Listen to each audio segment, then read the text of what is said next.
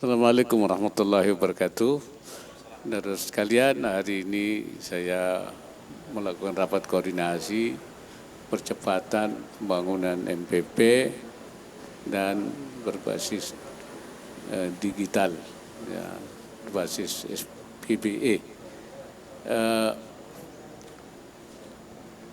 MPP yang sudah dibangun ini sekarang 103 ya. Jumlahnya dari 504, jadi masih 400 lagi. Dan 2024 itu harus sudah 100%. Jadi ini akan ada percepatan. Kemudian juga dalam rangka digitalisasi. Jadi kita ingin kualitas daripada MPP itu memang bisa memberikan pelayanan secara digital dan cepat. Kalau diminta apa-apa terus bisa langsung. Dan itu hari ini kita rapat koordinasi dan mungkin untuk menjelaskan saya kira Pak Menteri untuk langkah-langkahnya. Baik, terima kasih. Assalamualaikum warahmatullahi wabarakatuh. Selamat sore Pak Wapres yang kami hormati. Kepada saya hormati, hari ini Pak Wapres menindaklanjuti arahan sebelumnya kepada kami agar semakin cepat adanya pembentukan mall pelayanan publik. MPP ini ternyata menambah indeks kepuasan rakyat terhadap meningkatnya pelayanan di daerah. MPP ini intinya adalah integrasi layanan, bukan hanya fisiknya. Ini yang ditekankan beliau tadi. Oleh karena itu selain mendorong MPP yang sudah ada, sekarang sudah ada 103, tahun ini akan ada 85 sampai 120 yang akan berdiri. Kita sekarang langsung kita tingkatkan bukan hanya MPP biasa tapi ke MPP digital. Nah, MPP digital inilah yang menjadi concern pemerintah atas arahan Presiden dan Bapak Wapres. Nah, kalau sebelumnya masyarakat ini mengisi data berulang-ulang, ya, kemudian masyarakat harus membuat banyak akun, masyarakat harus datang langsung ke lokasi. Nah, ke depan yang digital masyarakat hanya cukup sekali input data, kemudian masyarakat butuh hanya satu akun dan layanan diakses dimanapun, kapanpun dan berbagai perangkat. Nah, oleh karena itu, ini ada beberapa daerah sudah memberikan layanan digital, sebagian layanan seperti Banyuwangi, Sumedang, Pekanbaru. Ini akan di copy paste dengan sistem semacam super app yang akan dibuat. Sehingga dengan demikian targetnya ke depan layanan digital ini bisa melayani masyarakat yang sudah cukup dengan HP tapi bisa banyak mendapatkan layanan. Dan arahan Bapak Wapres tadi ini ditarget. Nah, target kami rencana pilot project Februari sudah jalan karena sistemnya harus jalan dan insya Allah Mei nanti akan paling lambat akan di launching sebagian besar untuk MPP digital ini. Saya kira ini, terima kasih. Ada pertanyaan teman-teman, silakan. Pak, Assalamualaikum Pak, saya Fauzia dari Republika Pak. Ya, masih terkait soal birokrasi ini Pak, ini kan sebentar lagi akan tahun pemilu Pak. Biasanya kan birokrasi netralitasnya sering menjadi sorotan gitu Pak.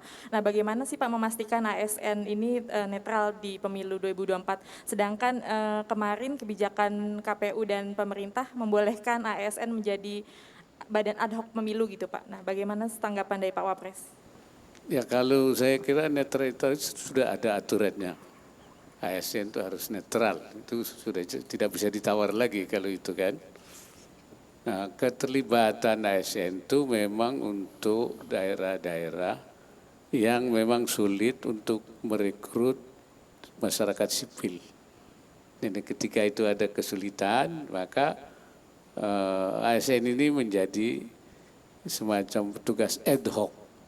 Sementara dia ditugaskan, terutama mungkin daerah-daerah yang sulit seperti daerah istilahnya 3T ya. Nah itu mungkin mengalami hal yang sulit ketika itu maka ASN. Dengan tetap dia harus netral. Dan sebagai penyelenggara kan memang harus netral. Ya, jadi kalau penyelenggara itu sebenarnya tidak harus dia kemudian tidak netral, bukan netral. Dan sifatnya juga ad hoc, nanti selesai dia kembali lagi sebagai ASN. Barangkali itu jawabnya. Pak Wapres, Assalamualaikum. Saya Hilmi dari Jawa Pos, Pak Wapres. Ingin menanyakan soal reformasi birokrasi ini juga Pak. Belakangan kan pemerintah lebih sering merekrut P3K dibandingkan PNS, sementara mereka ke depan kan membutuhkan akses untuk kepemilikan rumah itu harus pegawai tetap gitu Pak. Nah ini untuk para ASN P3K, apakah ada peluang untuk menjadi pegawai tetap atau akan ada akses khusus untuk layanan-layanan kredit seperti rumah dan sejenisnya gitu Pak Wapres. Terima kasih. Ya, yang pasti kalau untuk jadi ASN itu terbuka untuk semua warga negara ya, termasuk tentu P3K. Tetapi dia juga harus memenuhi syarat-syarat untuk menjadi ASN. Ya, di samping syarat-syarat teknis tentu termasuk juga umurnya. Ya. Jadi pada dasarnya dia bisa untuk bisa menjadi ASN itu. Hanya memang dia seperti halnya yang lain harus memenuhi syarat selain kualitas yang dibutuhkan untuk ASN, umur juga. Ya. Barangkali itu. Izin Pak Wapres, Lisha Pak dari Detikom. Saya mau bertanya terkait isu Papua Pak. Ini kan KPK telah membawa Gubernur Papua Pak Lukas NMB ke Jakarta Pak. Dan pada saat penangkapan kemarin itu sempat terjadi penolakan dari simpatisan di sana dan ada satu simpatisan yang meninggal dunia Pak. Nah mengenai imbauan Pak Wapres kepada simpatisan ini seperti apa Pak? Nah setelah Pak Lukas NMB dibawa ke Jakarta ini kan pemerintahan dijalankan oleh PLH nih Pak sekarang. Nah apakah ada imbauan dan arahan tersendiri kepada PLH ini Pak setelah penangkapan? Dan yang terakhir kemarin Pak Menko Polhukam Mahfud MD mengatakan bahwa PPATK membekukan sebagian keuangan pemerintahan daerah Pak. Dan nilainya itu PPATK menyebutkan ada 1,5 triliun Pak. Nah ini bagaimana nih Pak tanggapannya Pak? Ini kan apakah tidak mengganggu jalannya pemerintahan Pak? Karena dana ini kan cukup besar yang dibekukan ini Pak. Mohon izin penjelasannya Pak, terima kasih. Pertama ya masalah penangkapan oleh KPK itu saya kira KPK tentu punya bukti atau punya dasar. Dan untuk itu saya kira tidak ada pengecualian ya.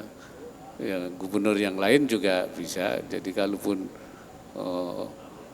Lukas NMB juga melakukan hal yang sama, tentu dia akan diperlakukan yang sama ya. Karena itu kepada para pendukung saya kira supaya juga bisa memahami itu dan berbesar hati dan legowo, karena memang sistem kita Indonesia ya siapa saja yang terbukti, nanti kan terbukti apa tidak itu tergantung dari hasil pemeriksaannya. Nah itu pertama itu saya kira. Kemudian masalah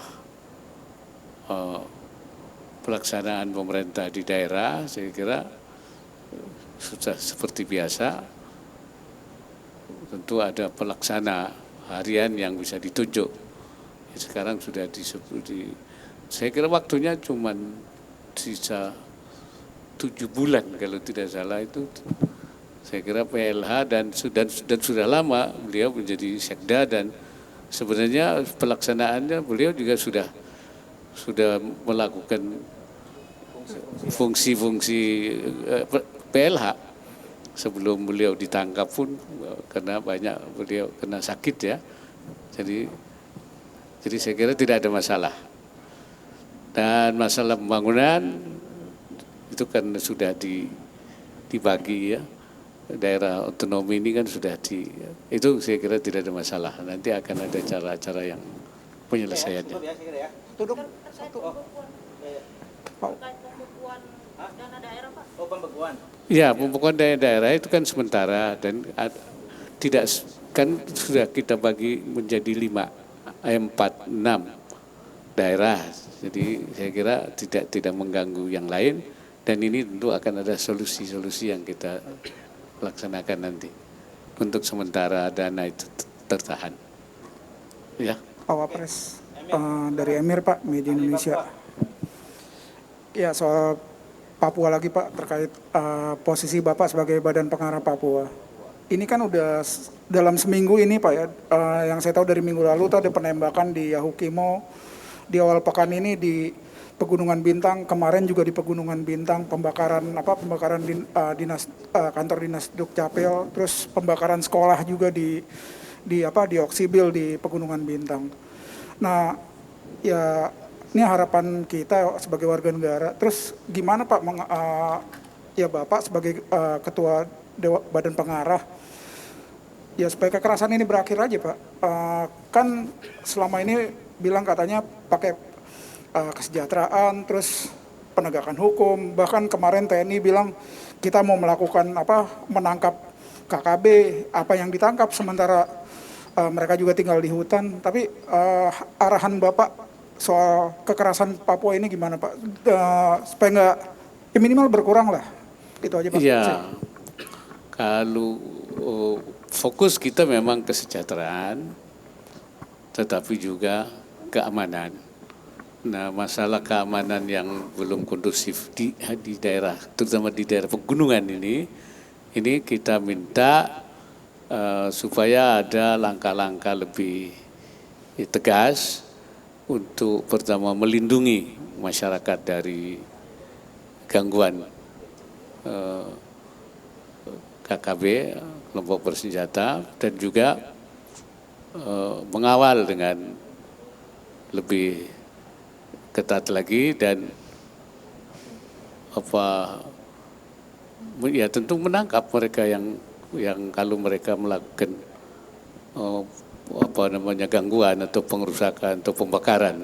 Jadi mereka supaya lebih siap di lapangan untuk menjaga, melindungi masyarakat. Itu yang kita minta kepada pihak keamanan. Jadi tidak dibiarkan begitu, tidak dilepas, tapi diperketat untuk pengamanannya sehingga mereka tidak mudah untuk melakukan gangguan kepada masyarakat ke depan, ya. Lebih tegas lah begitu kira-kira. Ya, izin Pak Wapres. Iya Pak, Ayu dari Warta Ekonomi Pak, terkait dengan kebijakan Pemprov yang mau ruas jalan berbayar Pak untuk ERP. Menurut Pak Wapres, apakah hal itu efektif untuk mengurangi kemacetan? Karena sebelumnya sudah ada ganjil genap, gitu Pak. Dan dilihat juga fasilitas di jalan juga masih banyak yang rusak dan lain-lain. Dan apakah itu perlu juga diterapkan di kota-kota lain, Pak? Gitu. Nah, saya kira satu kebijakan baru itu perlu diuji coba dulu. Apakah bisa betul efektif apa tidak, ya. Jadi itu lebih baik diuji coba. Nanti kita lihat hasilnya seperti apa. Ya, sebab satu kebijakan itu kan itu merupakan sesuatu kalau bahasa kiainya itu ijtihad. Oh ini, apakah benar itu? Kalau dilakukan uji coba dulu. Saya anjurkan untuk diuji coba, kemudian kita lihat hasilnya. Saya kira itu. Satu lagi Pak, Istana dituding mengintervensi pemilu Pak. Jadi kemarin di Komisi 2 DPR, koalisi masyarakat sipil memaparkan bahwa ada arahan-arahan dari KPU pusat ke daerah untuk mengintervensi verifikasi partai politik peserta pemilu. Akhirnya ada yang menduga bahwa Istana ikut campur gitu. Saya kira sudah dijawab oleh Presiden. Istana nggak ada itu. Hanya kalau ada terjadi apa-apa kemudian alamatnya ke Istana. Padahal Istana tidak pernah ikut campur ya.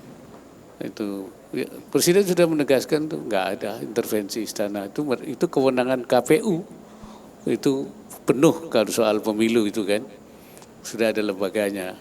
Dan kalau ada yang merasa, kan ada juga badan pengawasnya itu disampaikan. Saya kira itu ya. Oke, terima kasih. Assalamualaikum warahmatullahi wabarakatuh.